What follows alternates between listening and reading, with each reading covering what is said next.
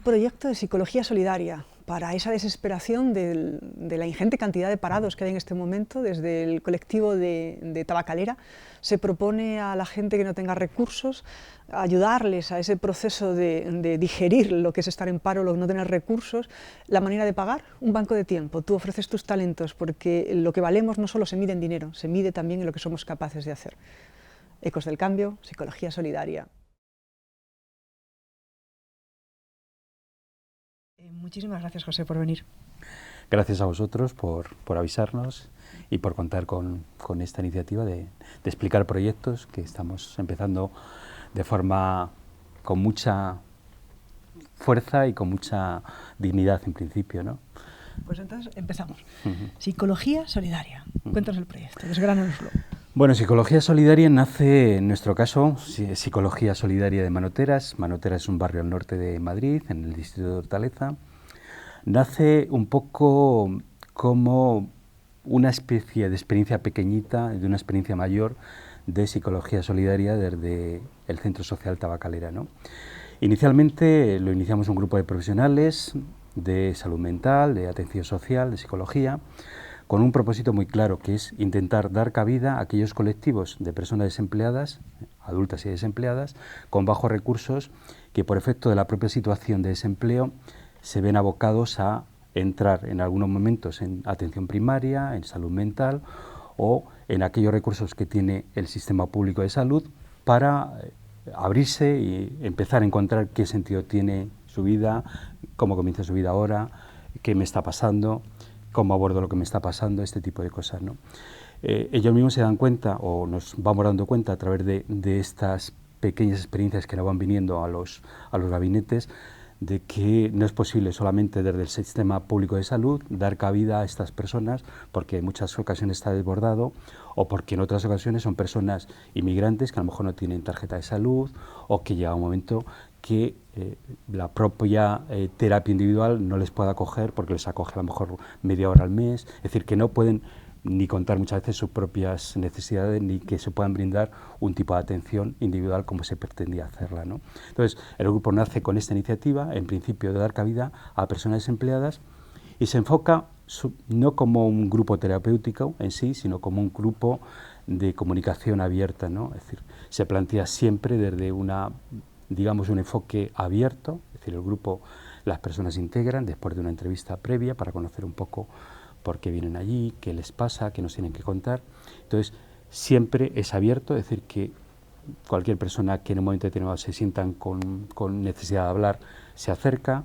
No se plantea como un grupo terapéutico, sino como un grupo donde las personas hablan entre sí.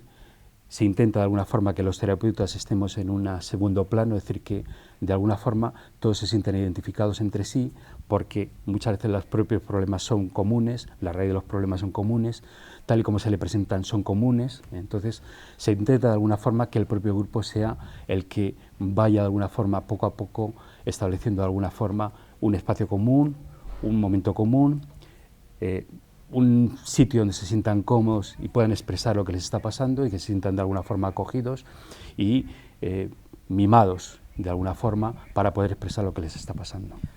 Entonces, hay una peculiaridad, ¿no? Esas personas desempleadas, la manera en que pagan esos honorarios es a través de participar en un banco del tiempo. Cuéntanos también el valor terapéutico y en qué funciona un banco de tiempo. Bien, es verdad que de alguna forma, cualquier persona que se acerca a nosotros, lo primero que nos pregunta es si hay que pagarlo, ¿no? Es decir, siempre hay una serie de requisitos previos que esas personas, por una parte, si están diagnosticadas o no estén diagnosticadas, no estén tratadas por un servicio público, y por otra parte, que no tengan recursos para hacer frente a la posible tiempo terapéutico, entre comillas, ¿no? Entonces, la devolución que se les hace es que ese tiempo que nosotros le dedicamos, lo tienen que devolver en el banco de tiempo, ¿no? El banco de tiempo es un recurso que tenemos en Manoteras y en Tabacalera, yo creo que en muchos centros, donde se intenta de alguna forma que las personas que tienen un conocimiento, un saber, una experiencia, algo que tengan que mostrar o enseñar, lo pueden poner en común y otras personas pueden utilizarlo para sus propias necesidades, ¿no? El banco de tiempo, en el caso de Manoteras, aproximadamente somos unas 250 personas de todo tipo, es decir, de todo tipo de profesiones, de todo tipo de estatus.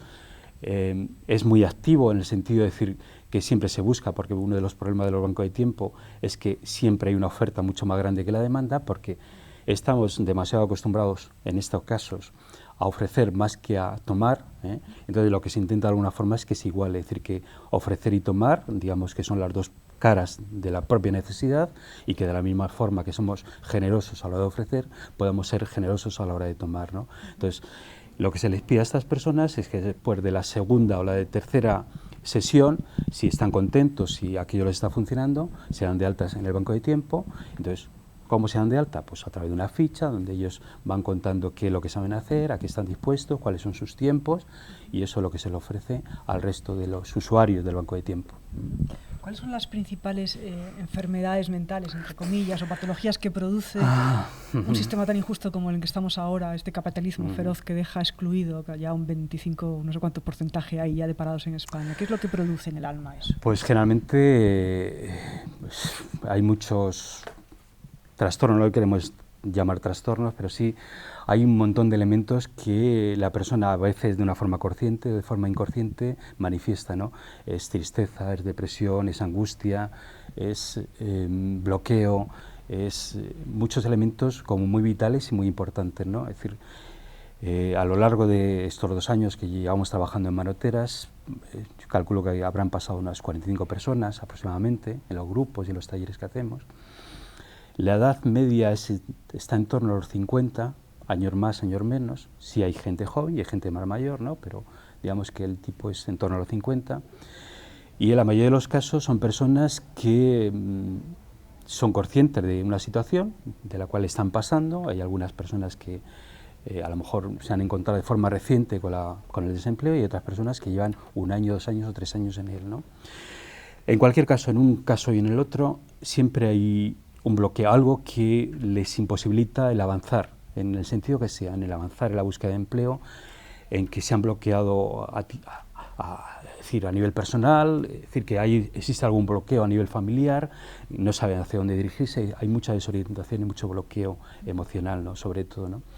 No son capaces muchas veces de manifestar sus propias sensaciones, sus propias emociones. Sí, todo está bastante teñido de una cierta angustia, un cierto pesimismo, algunos flecos de depresión, en algunos casos nos vienen también incluso con sensaciones de suicidio, es decir, con necesidad de romper de alguna forma porque no saben cómo abordar una situación que cada vez se la ha visto más compleja. Hay trayectorias difíciles de llevar porque han comenzado hace mucho tiempo y que llegan en un estado, digamos, de deterioro muy avanzado, en el sentido de decir que más allá de lo que podría ser un bloqueo, lo que podría ser una tristeza, lo que podría ser una angustia, hay un fenómeno mucho más profundo y que no es fácil de calar y de profundizar en los grupos. Entonces, en esos casos se trabaja de una manera individual, ¿no? Hasta donde podamos llegar, ¿no? Es decir, hay que pensar que todos los terapeutas lo hacemos de una forma voluntaria, es decir, activa, de alguna forma, no queremos considerarnos voluntarios, sino activistas, ¿no?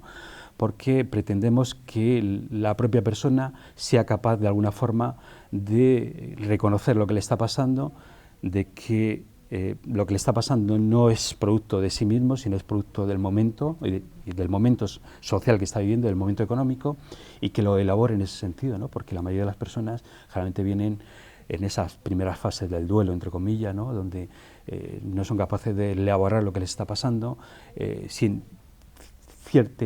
un profundo sentimiento de culpa, es decir, hay elementos ahí que les pesan y que no saben cómo extraerlos ni cómo hablar de ellos, ¿no? Entonces, lo que nosotros pretendemos de alguna forma al grupo es de que se exterioricen esas emociones, esos sentimientos, y que sean capaces de elaborarlo muchas veces por sí mismos y otras veces ayudados por el propio grupo, ¿no? El grupo hace un poco de espejo. Pero usáis herramientas, aunque sea un grupo abierto, usáis herramientas como el counseling, herramientas como sí. Es decir, la metodología es muy amplia. Es decir, de alguna forma, cualquiera de los profesionales venimos con enfoque diferente, ya sea gestáltico, psicoanalítico, conductista. Es decir, de alguna forma, la variedad y la riqueza de enfoques lo que nos hace es que podamos abordar las mismas situaciones que podemos recrear en el grupo desde diferentes puntos de vista, ¿no? Eso ayuda muchísimo.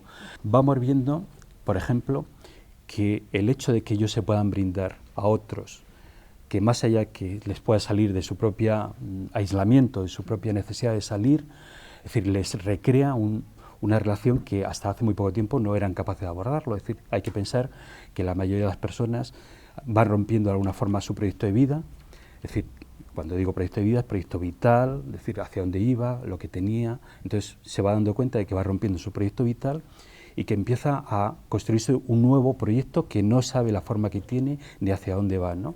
Pero sí intuitivamente sabe que hay algo que le sana. Entonces, ¿qué es lo que le sana? El estar en contacto, el hablarlo, el saber que ellos pueden brindar una ayuda a otros, que muchas veces no son conscientes o lo tienen olvidado, es decir, en su quehacer diario hasta hace muy poco tiempo lo tenían olvidado, es decir, la ayuda era otro elemento, era algo que se tenía que pagar, pero resulta que van descubriendo que ellos pueden ayudar a otros igual que se sienten ayudados, ¿no? Entonces, van viendo que a través del banco de tiempo, a través de la ayuda de los demás, a través de otros colectivos, no solamente se quedan en el banco de tiempo, vamos viendo que empiezan a trabajar en el banco de tiempo, pero se abren otros colectivos, empiezan a trabajar, a participar en otros colectivos y de alguna forma se van descubriendo otra faceta de su vida que hasta ahora no la tenían ni delimitada. Es decir, eran conscientes que su vida era así, su vida familiar era así y van descubriendo que es decir, que el colectivo le va dando otros elementos y además se siguen, es decir, otros elementos tan vitales como lo individual, es decir, que se pueden ir acogiendo a elementos mucho más vitales que tienen que ver con el agradecimiento, con la generosidad, con el dar, con el ofrecer, con el recibir,